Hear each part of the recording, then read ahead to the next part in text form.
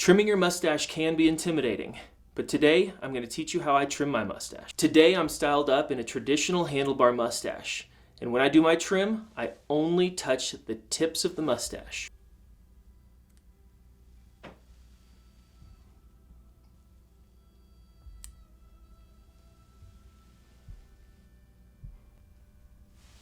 And that's how I trim my handlebar mustache. Alright, now that I've trimmed my mustache, I'm going to run a comb through it and really fan it out.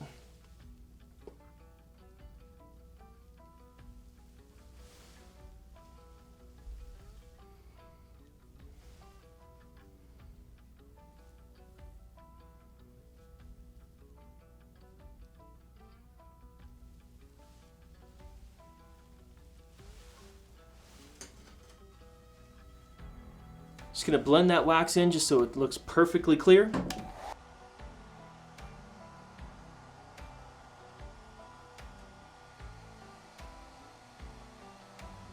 And that's how you trim a handlebar mustache. I don't recommend trimming your mustache more than every couple of months. 2 to 3 is usually ideal if you're trying to grow a competition grade mustache.